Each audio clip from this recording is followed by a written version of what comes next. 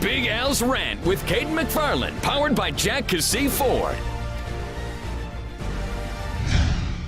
And welcome again to the Rant with Cayden McFarland, Al Jerkins. Just once I want to see a team walking off the field at halftime at Jerry's World, grab a pizza and a Coke from one of those tables in the nightclub there. That'll only set you back like $85, right? So $99 exactly. for a Put it on my pizza and a tab. beer. Better be good pizza. Put it on my tab. All right, we welcome you. Get a load of Zach putting us to shame here. Yeah, I with got a a tie today. What's going on with that? Tie tonight. Zach Looking is good, here buddy. to take your questions, whatever. Yeah, we're on Facebook Live every week, and you can send your questions. If you don't know what the Facebook Live is, check it out. Yeah, get on the KJRH Come to our Facebook page Facebook right page. now. Come see what it's all about. People leaving comments, asking questions in real time. You can do that. You can leave questions. Very good. Thank you. You called it the Facebook a couple weeks ago, so The Facebook. I thought maybe I could be the guy who jumps in and gives. Well, the, thank you. You saved the my social day. media- You saved the day. The social From media me, instructions. From more embarrassment. All right, so what do you want to talk about first? We got Joe Mixon up first. Joe Mixon. Okay. And again, we've got that on the video, but we'll just warn you, and we're not going to show this video over and over. It is one time a we'll couple show of it. times. Yeah. I tell you what's frustrating to me about this entire situation. Yes. All of a sudden, everybody is upset. Either that, or or not everybody, but some people seem to think, let it go already, it happened a year and a half ago. Sure.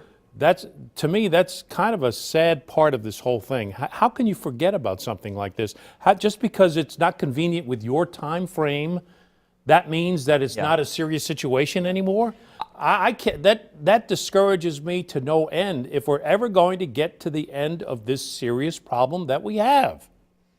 Agreed. I think what we're looking at with regard to there being outrage suddenly 2 years after the fact, it's probably a little bit different national media and local media. You know, national people, because he was a recruit, because he had never stepped on the field when the incident occurred, it wasn't like the Ray Rice situation where you had a guy who had an extended NFL career and then the video came out and and by the way, I mean, Ray Rice was only suspended, 2 games until the video came out. Right. Now he hasn't played a game since. I don't know why we're like this. We knew that he punched her and that he broke her face, I think, in 4 different places. I don't know why people needed to see the video to be outraged, but that is what we're seeing from a lot of national people who maybe had forgotten about this or not paid much attention initially. When they see the video, now there is a level of outrage that wasn't there before. This, to me, showed a lack of trust in the media who did see it. Because as they described it, I have a feeling that many people thought that maybe the media was taking it out of context. Maybe. Was not describing it the way it really happened. Well, now that we see it, we see how incredibly forceful that punch was. Yes, she shoved him. Yes, she slapped him across the face here and there. Does that excuse a guy to wind up in fire? I just can't see that. I can't fathom that. I can't believe that people think that that was okay. That's my opinion. Yeah. Okay. And I this would is say an opinion. This is an opinion-oriented segment, the rant. Yeah, okay? and I would say there are very few people who would say it's okay, but you do have people at different levels, right? There are some people on Twitter, and that makes you sick to your stomach to run across a comment where somebody's defending it because they say she instigated, or whatever the excuse, coming to his defense and saying that in some way it was justified. But that's a very small percentage. There are more people who say, hey, it was 2 years ago, he was 18 years old, can we just move on? I understand that more, but to your point, this is too important an issue, and we're seeing that it's too widespread for us to just stick our head in the sand anymore. It does need to be addressed. David Boren saw it the day after. Yeah. Bob Stoops saw it the day after. Joe Castiglione saw it the day after. Yeah. They didn't see it a year and a half ago. Yeah. Okay. So, and they made the decision based on what they saw 1 or 2 days after the incident. So you've been here a long time. You've been here since all 3 of those men stepped into that post. I mean, for you, I was surprised that they took the stance lose respect for them, see their legacy tarnished.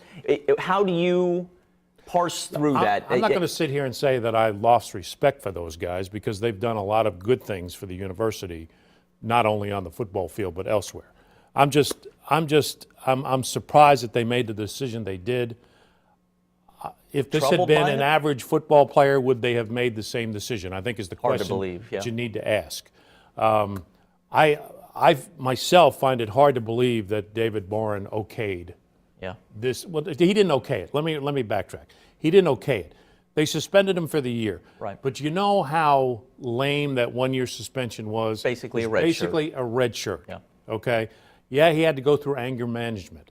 But and how much has that worked? We just had the meter maid thing, the parking ticket thing, a few weeks ago. Right. Have they rehabbed this kid? I know that you'll have people that stand up for him and say he's a team leader. He's got one of the most positive attitudes on the team. But that did trouble me, and we probably didn't spend enough time on that a few weeks ago when he threw down the ticket, threw a tantrum when he was given a parking ticket at OU. That should have been a big red flag for us. This kid only needed to keep his nose clean for 3 years on campus, 2 years after actually on the field, and couldn't do it. I hate to judge. I hate to say here's what's going on with Joe Mixon, but that does trouble. I would say there is a temper issue there that probably isn't completely resolved, and it's trouble. They brought him back into the fold, and it's all on them. I'm willing to sit here and say that football players are a different breed. It's kind of like being a boxer. Yeah. You have to be almost half crazy to play the game or get into a ring. So when you see football players doing crazy things, sometimes you can excuse it to a certain degree. But this is, to me, again, is inexcusable. Absolutely. And I can't players have been kicked off teams for less. Have they not? Agreed. And again, you have to ask the question, was he, because he was a top-notch recruit, were there some without a doubt, some circumstances that allowed him to stay? Without a doubt. And you now, feel if he goes out and becomes a tremendous citizen, and he apologizes and he does what the law expects him to do, I'm guessing that there'll be an out-of-court settlement money-wise in this situation. I still think that we should have been over this. We should have been done with this situation the week it happened. Yeah. Okay. And he should have been trying to solidify his craft somewhere else on the football field, so in my opinion. You and I, do you think we're of the same opinion that, we believe in second chances, and we don't believe that night at the age of 18, Joe Mixon should have put an end to his football career, college or pro, but the appropriate action is you lay your hands on a woman in that manner, you're going to have to continue your career elsewhere. You're going to have to get your second chance elsewhere because we can't stand for that here at the University. He should have been kicked off the team is what we've said from the start. Yes, right? From the very beginning. I said that. We said that on this show the week after it happened because that's when our rant started, basically.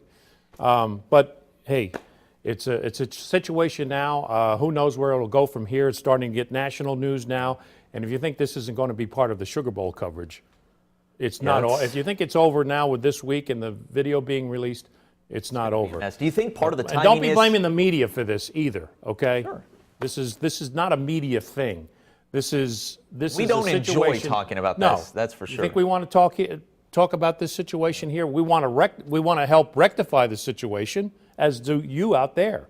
So all right, Zach, we have anything? Yeah, we do have a question from Kelly. She wants to know, is the Mixon video going to hurt him so much that he doesn't get drafted at all? You guys were talking a little bit about it will not. Starting over again. Unless the NFL steps in and does something. Yeah, now, he didn't do it while under NFL contract, so how much can they do? The fact that he was 18 years old, I think, is a huge difference between this and the Ray Rice situation. And by the way, Ray Rice, if he had been in his prime or earlier in his career, I do think someone would have given him a shot. But, running backs, we know what the shelf life is there. Right. This kid is absolutely a first-round talent. May slip out of the first round, but I don't think he's going to slip very far. He'll play in the NFL. All right, anything else? No, that's all for now.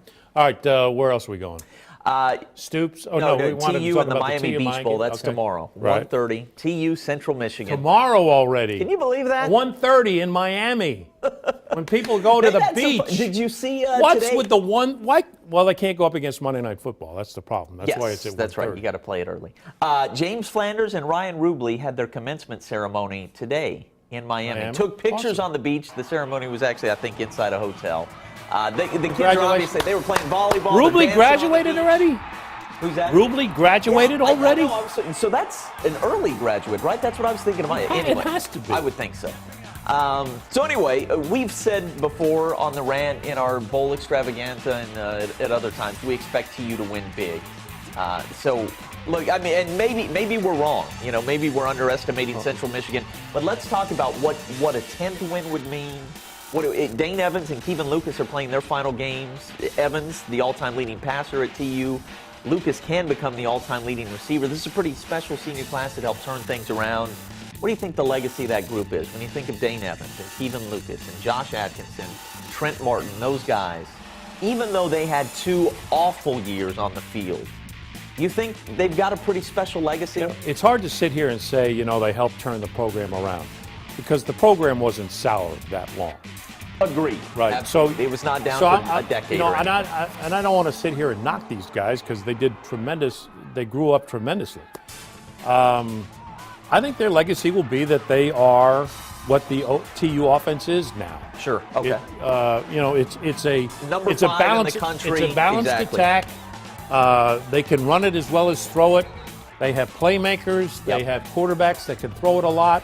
You could call it maybe Dane Evans. Is he a system quarterback? Well, he fit the system pretty well. Yeah, obviously. He learned it pretty well. He did. So, he did. You mentioned balance. 262 rushing, 261 passing. I didn't realize it was that close until I looked at it today. Really? I mean, they're more balanced basically than anybody in the country. What year was it that OSU had exactly the same number of plays passing and rushing? That's right. And there was a year they had, I think, the exact same number of yards. Yeah, it was unbelievable. Right. And so TU's really close to that, but at even higher level. About 20 yards more both ways, rushing and passing. So you're right.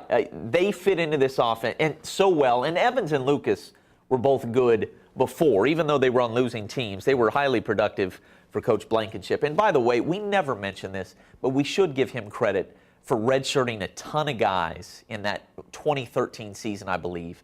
And all those guys now, a lot of those guys have 5th years. Josh Atkinson would be one. Dane Evans would be one. And that did serve Philip Montgomery well. I know that Montgomery's come in and turned the thing around. But he did come into a situation that had, I think, more talent and more guys who were ready to contribute than people might have thought when you looked at the 3 wins, 2 wins. I just wish more people went to the games to appreciate it. Sure, yeah. But that's that'll never. I don't know if it'll ever get better. Coming back next will year. Ever That's get worse? good. Who knows? Yeah, too many names to have to. They start with OSU next year. Yes. Now, is that in Stillwater? Yes. Okay. Yes. But Mike Gundy would have complained about it having to go on the road. Yeah, as he did anyway on Monday. Right. When was but it? my point Thursday? is, if you somehow pull an upset, and I won't believe that till I see it when they play the in-state schools because it hasn't even been close since I've been here. But if you pull an upset in week 1, you have a different kind of momentum going forward for maybe the rest of the home season than what we've seen in recent years. We didn't know that TU maybe was capable of 9-3, 10-3 this year back in September. So maybe an early win would be all we need. Hey, Cowboys are back. How'd you do in your bowl brutal? I think I might have been 1-4. I'd have to go back and look closer. You had San Diego State over Houston, so that was better than me. I had New Mexico winning. I had App State winning. Who won I fell asleep during the Lafayette game. Southern Miss. Southern Miss. So that's 4-1. Look at you. That's what I'm talking about. I might have gone 1-4. I might have been the exact opposite of you. So if you had gone to Vegas. You took New Mexico, though. I did take, although they didn't cover the spread. But yes, I did take New Mexico. You didn't tell me we were doing spreads. No, we would have been. My picks would have been completely different. I'm just going to tell people if they went to Vegas and loaded up on what Big Al had to say, they could have made a bunch of money. Or if they just went against me, they could have made a bunch of money. All right, Zach, what do we got? Anything? We have a lot more comments, opinions about Mixon, but no more questions. All right, well, give us some opinions before we get out of here. Okay. Ty, we want you on the. Yeah, I wore a tie today, right? Gary says if Joe Mixon was not a 5-star, Stoops would have kicked him off the team. Like you guys, said. All right, well, yeah. Go ahead.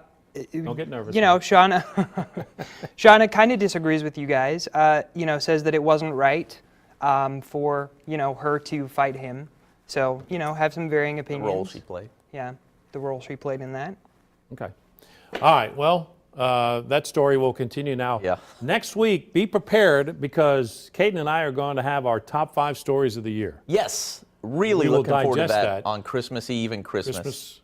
I guess that'll actually be our top 6 stories of the year. Six I think stories? we'll be counting down the top 6. If we can find another one, we'll throw it in there.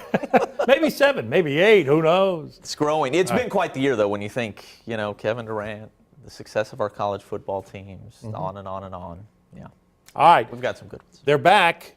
Tampa Bay has the football. And we'll see you on Thursday. Giants and Eagles on Thursday night right here on Channel 2. Have a great week, everybody.